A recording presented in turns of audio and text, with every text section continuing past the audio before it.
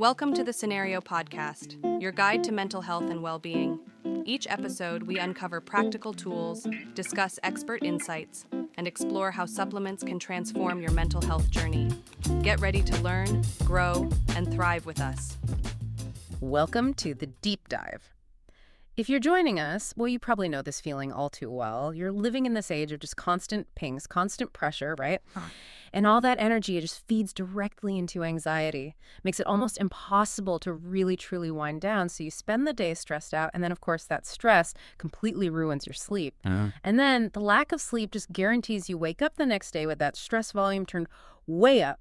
Maximum. It's a really vicious cycle. Exactly. It's relentless, it feeds itself, and it really messes with everything, your mood, your physical health, your focus. So our mission today, it's pretty straightforward. We're doing a deep dive into how you can break that cycle. We've looked at the key insights on a solution that's, natural, completely non-invasive, and you can do it anywhere. Meditation. Specifically, we're really zeroing in on mindfulness meditation. Think of it as maybe a shortcut to finding better balance and seriously improving your sleep quality. We want to get past just the philosophy and look right at the science, and crucially, the simple, effective techniques you can actually start using today. Yeah, and it's important to understand right off the bat, meditation isn't just like passive zoning out. It's actually an active training for your mind.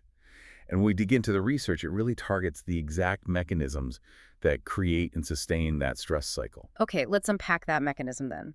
For listeners dealing with chronic stress, their body is basically stuck on high alert, right? Pretty much, yeah. So how does meditation actively talk to our biology to flip that switch, to trigger the relaxation response? Okay, so it works on this really powerful dual track. It impacts both the body and the mind.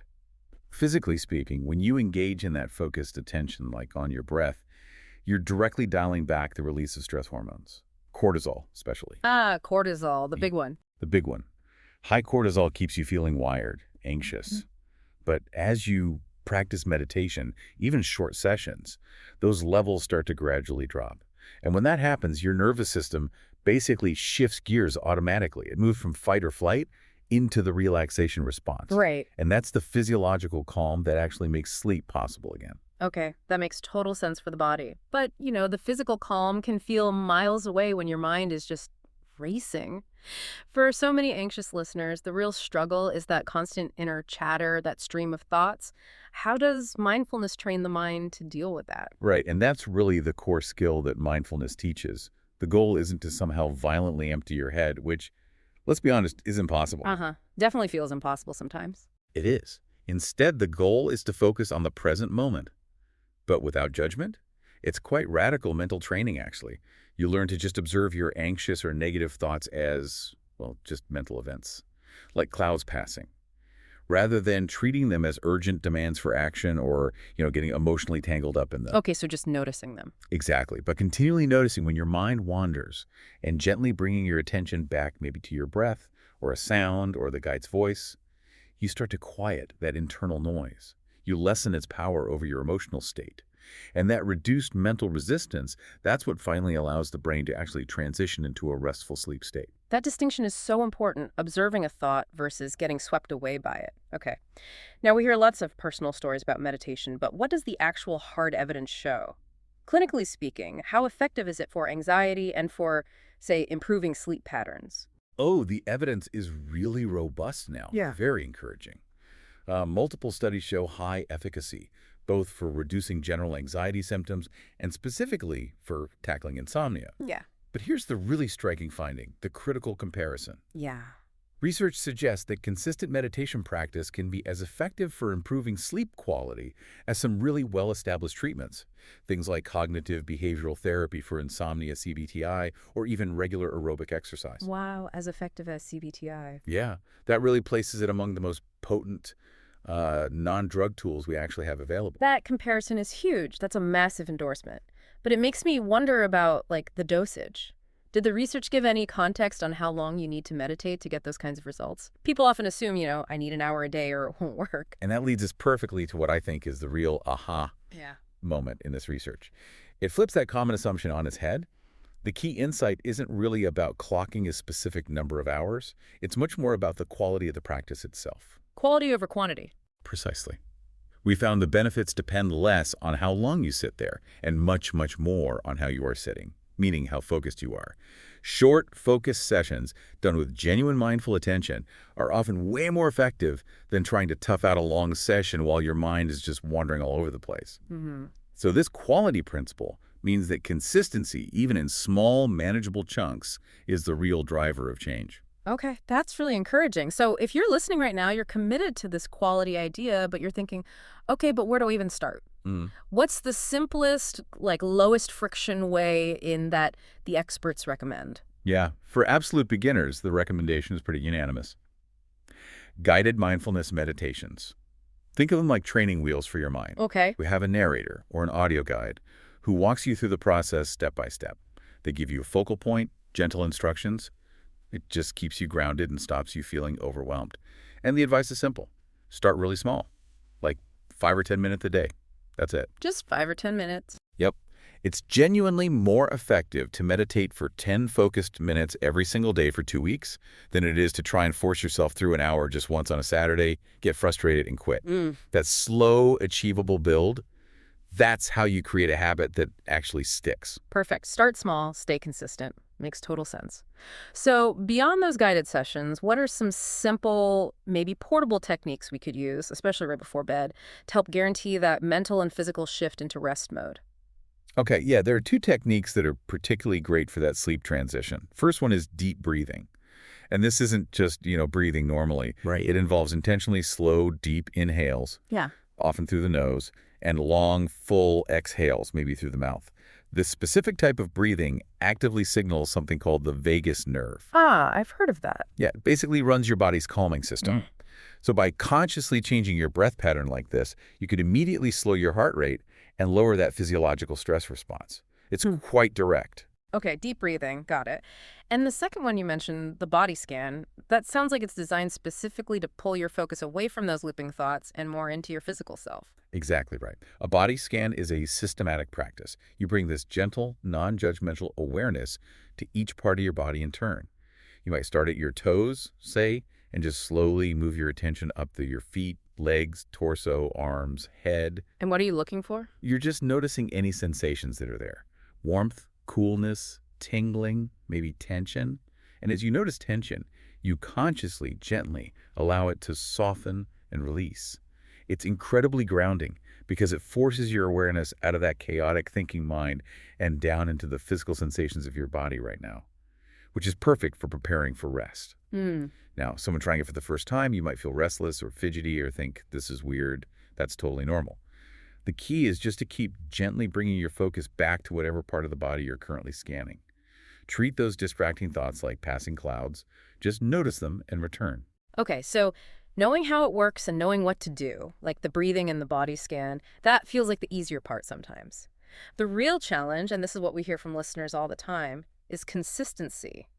How do we actually weave this into a life that feels like it's already running at, 100 miles an hour? How do we make it stick? Yeah, that's the million-dollar question, isn't it? Integration really requires routine stacking. You want to make it as automatic as, say, brushing your teeth. The best results definitely come when meditation becomes a non-negotiable part of your daily rhythm. So find a consistent time, find a consistent quiet-ish place if you can, minimize interruptions as much as possible, and really try to treat that session like an important appointment with yourself. Like protecting that time. Exactly. Protect the time. And, crucially, the benefits get boosted, like exponentially stronger, when you pair meditation with generally good sleep hygiene. Ah, right. The basics. The basics still matter. Things like managing your light exposure before bed, keeping a consistent wake-up time as much as possible, having a relaxing bedtime routine. Meditation slots into that perfectly. You mentioned finding a consistent time. Our source material highlighted 2 really popular times, morning versus evening. Do they offer sort of different flavors of benefits? They absolutely can, yeah. Yeah. They tend to serve slightly different roles. A morning session is often more proactive. It helps set a calm, resilient tone for the whole day ahead, makes you feel a bit more mentally prepared for whatever stressors might pop up. Okay, setting the tone. Exactly. An evening session, on the other hand, tends to be more reactive in a good way. It's specifically geared towards processing and unwinding the mental clutter that's built up during the day. It actively prepares your mind and body for quality sleep. So if sleep is really your primary goal right now, trying an evening body scan or some mindful breathing is highly recommended. Makes sense? But ultimately, the best time, it's simply the time you know you can actually stick to most reliably. Consistency trumps trying to find the perfect time. Okay, let's do a quick rapid fire on some common concerns. Just tackle some of those big mental hurdles people face when starting out. First one. We live in this culture of wanting instant results, right? If I start meditating daily, doing my 10 minutes, how quickly am I actually likely to see a difference, feel a difference? That's a fair question. And the good news is, probably faster than you might think. Because that quality principle we talked about, focused attention, most people start noticing tangible, encouraging changes pretty quickly. We're talking feeling generally calmer day to day, maybe less reactive to small annoyances, and yes, starting to sleep better, often within just a few short weeks of daily practice. A few weeks. That's encouraging. It is. Again, it's the consistency, not needing months and months of intense effort, that unlocks that initial progress. Okay, second big one. This might be the most common mental block. I just can't clear my mind. When I sit down to meditate, my mind just races even faster. I must be doing it wrong. Ah, yes, the doing it wrong feeling. You're absolutely not doing it wrong if your mind is busy. That is simply the experience of having a normal human mind. Oh, okay, good to know. The goal is explicitly not to achieve some perfect state of blissful silence where no thoughts occur. That's a myth. If a thought pops up, a worry about work, something you need to buy, whatever, that's perfectly normal. It's what minds do. The actual practice, the objective, is simply to notice the thought calmly, kind of acknowledge its presence without judging yourself for having it, and then gently guide your focus back to your anchor. Back to the breath or the guide? Exactly. Back to the breath, the body scan, the sounds, the guide's voice. That simple act of noticing you've wandered and then gently returning. That is the entire mental workout. That's the practice right there. Okay, that reframes it completely. And finally, a really crucial safety note we need to underscore for everyone listening. If I'm currently getting treatment for anxiety or maybe a diagnosed sleep disorder, can meditation just replace my medication or my therapy sessions? No, absolutely not. And this is really critical. Meditation should always be viewed as a complementary tool. A powerful one? Yes. It can significantly support and even strengthen how well other professional treatments work for you. So it works alongside them? Precisely. It works alongside them. Yeah. But you must always, always consult your doctor, your physician, your licensed therapist before making any changes to an existing treatment plan they've prescribed. Think of meditation as a valuable enhancement to your overall wellness, but definitely not a standalone substitute for clinical care when that's needed. Right, crucial distinction. So this practice clearly helps build up our defenses against current stress, helps us sleep better now. But let's zoom out a bit. Beyond just managing the immediate problems, what happens when you really stick with this long term? What are the broader, maybe more transformative effects? Well, when you commit to that consistency over time, the benefits really do widen out quite significantly. It moves into broader life enhancement. People who maintain a regular practice consistently report things like increased overall life satisfaction, reduced symptoms of depression, and perhaps most profoundly, a much stronger sense of inner resilience. Resilience. That's interesting. Yeah, you develop this increased capacity to handle emotional bumps in the road, adversity, without getting completely derailed by it. You bounce back quicker. So it sounds like it fosters better emotional regulation just across the board. That's a great way to put it. It fundamentally starts to change your relationship with your own thoughts and emotions. You're less reactive, more observant. And this often leads, quite naturally, to a more positive outlook generally, a greater capacity for patience with yourself and others. And maybe surprisingly to some, it often leads to dramatically improved relationships. How so? Because you start approaching others with a bit more empathy, a bit less immediate judgment, because you're more aware of your own internal processes. It truly becomes a kind of foundational skill that seems to amplify the benefits of pretty much every other positive thing you might be doing in your overall wellness plan, therapy, exercise, nutrition, all of it. This has been incredibly practical, a really deep dive into steps people can actually take. I think the core takeaway feels really clear. Meditation is personal. You need to experiment a bit. Try the guided sessions, try mindful breathing, try the body scan. Find the mix that brings you the best sense of balance and hopefully the most restful sleep. Exactly. And please, don't let the idea of perfection be the enemy of just getting started. Remember that quality principle we talked about.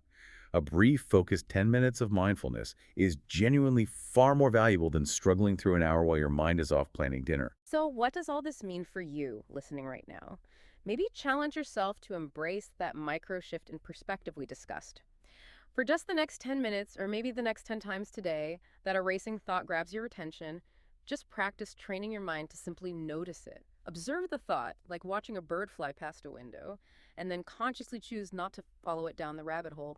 That fundamental choice, that simple act of returning your focus rather than automatically engaging with the fear or the worry, that is the core mechanism. That's what can fundamentally change how you perceive and respond to the daily stress that maybe used to steal your sleep. Why not start making that choice today? Thanks for tuning in to the Scenario Podcast. Don't forget to visit scenario.com for more expert tips, articles, and supplements designed to support your mental health.